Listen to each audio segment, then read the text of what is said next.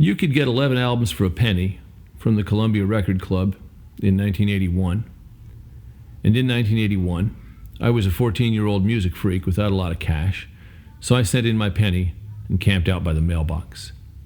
I remember getting 2 late vintage Jethro Tull albums, A and Stormwatch, both of which I will still defend, and 7 other records whose memories are lost to history, plus Go to Heaven, which was the most recent album by the Grateful Dead, and Reckoning, their latest live set. Before that, all I'd known of the Dead were the bare bones I'd gleaned from radio, which weren't much, and some stray exposure here or there. I'd seen them burn Casey Jones to the ground on Saturday Night Live, and Alabama Getaway had gotten some play on Portland stations. On a KTEL compilation, I had the FM radio edit of Truckin'. Armed with these, and the received wisdom that the Dead were one of the most spaced-out, turned-on bands around, what did I find when I dropped Reckoning onto my turntable?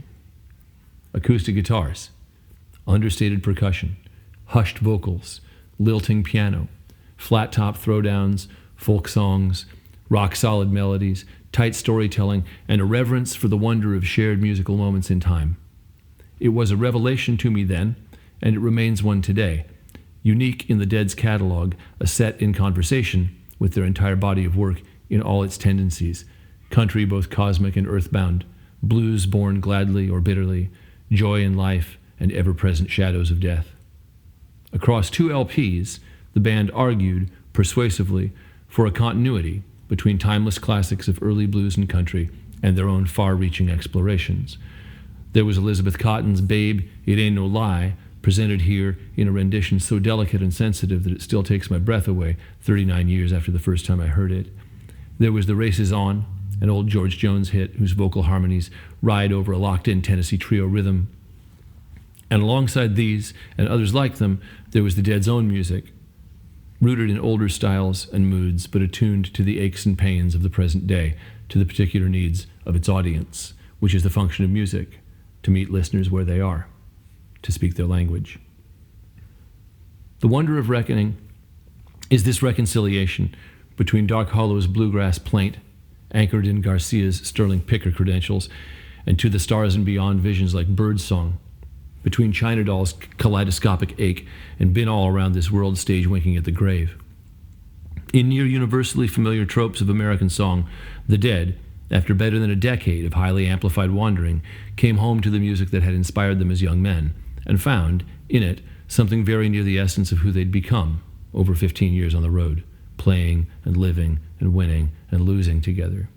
They didn't stretch out, as they'd been doing all summer on Estimated Prophet and China Cat Sunflower.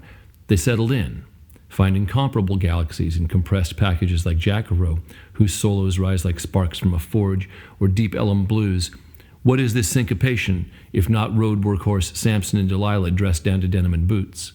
Here, the band conspires to draw connections like this in tune after tune. But for me, the heart of the set has always been that China Doll.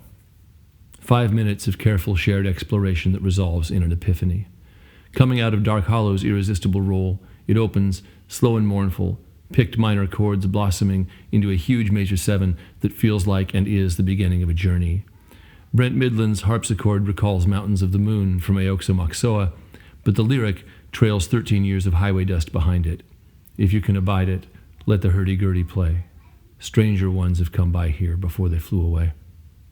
Garcia delivers a wounded, cautious vocal, its lyrics steeped in the Wild West murder ballad mood that Robert Hunter often favored, but here finding not rebellion and defiance, but resignation and hope of the sort we find in Reckoning Damages and finding a little less than we'd feared. When the Baroque arrangement gently modulates from minor to major for that final chorus, the audience cheers in response. A familiar motif has resolved into something new, which was the engine of the Dead's practice, locating the unseen in the familiar, the unexpected in the known quantity. The wonder of Reckoning lies in hearing firsthand the versatility of that engine, the adaptability of its gears, because it's not the instruments you play that account for the music you make on them in the end. It's the tunes. There are 16 of those here, and they all still take me where I want to go.